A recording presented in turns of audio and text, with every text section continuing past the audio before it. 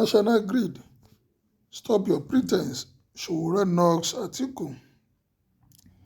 The African Action Congress presidential candidate Omoyele Sowore has knocked the People's Democratic Party presidential candidate Atiku Abubakar over what is described as his pretense over the national grid collapse. It was reported that Nigerian power grid collapsed again on Wednesday as it crashed from the 3921.8 megawatts that was generated at 6 a.m. to as low as 15 megawatts around noon, causing a widespread blackout across the country.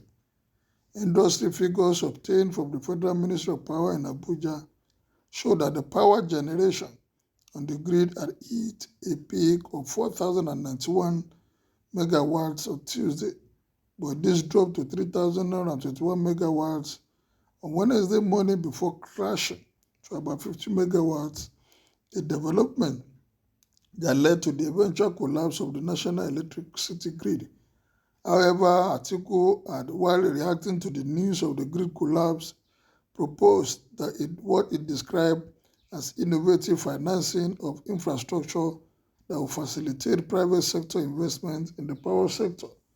In a series of tweets on his Twitter handle of Wednesday, Atiku wrote, "I'm reliably informed that there was a total national grid collapse at precisely 12:23 p.m. today. This is one collapse too many.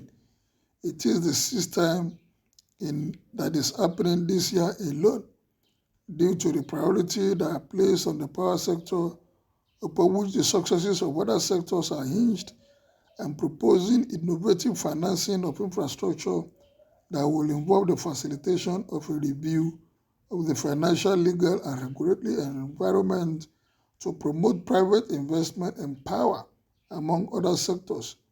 I will promote the incentivization with tax breaks, a consortium of private sector institutions to establish an infrastructural debt fund, IDF, to primarily mobilize domestic and international private resources for the financing and delivery of large infrastructure projects across all the sectors of the economy.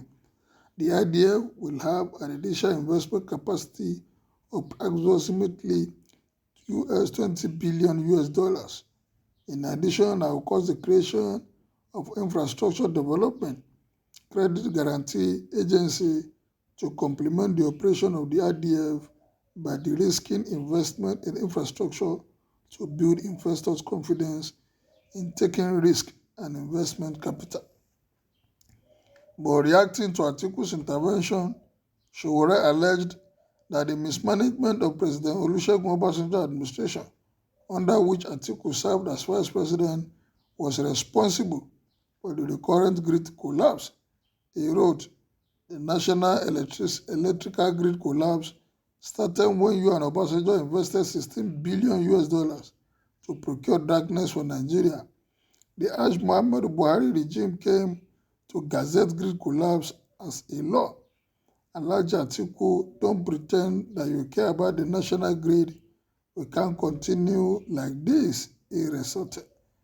Well, is Atiku part of the problem that we have in the power sector? Their tenure brought about the privatization of the National Electric Power Authority. But look at where we are. A lot of questions has been asked about the $16 billion invested in this sector, but today we are still rigmaroling, going around circle, no improvement. What happened to the privatization? The people that bought all the infrastructure on ground, what have they done with it? Has there been any improvement? If there has not been any improvement, why have we not had any improvement? We are going around the same circle, a nation of over 200 million people, and our national grid, what we can generate is less than 10,000 of a nation of this magnitude. Why are we like this? What happened? Were the privatization done with the right mind, with the right set of people, or was it just done to favor some cronies? A company came into this country and they were ready with their fund to face this thing headlong, but they were denied. So we had. But here we are still on the same spot after so many years, after this investment of over $16 billion. Why are we still on the same spot? How come there has not been any improvement from NEPA to power holding, and we are still going around the same circle? Who are the people behind this privatization? Who are the people that bought into this privatization? How come from the lot, both in the north, in the south, and the east, there have not been an improvement? No one can be singled out to say, yes, this one is doing well. Is it the distribution that is the problem or the generation? Honestly, this thing needs to be addressed. Not the individual should come on and want to take any glory. Those that make us to fail in the first instance, they should come and tell us what happened. And then the government in power, what are they doing to make sure that this thing is upturned? If they need to cancel or do whatever from the initial agreement or for those that they sold it to, let them unbundle it and let others to come in and take over this a vital sector of this country, of this economy.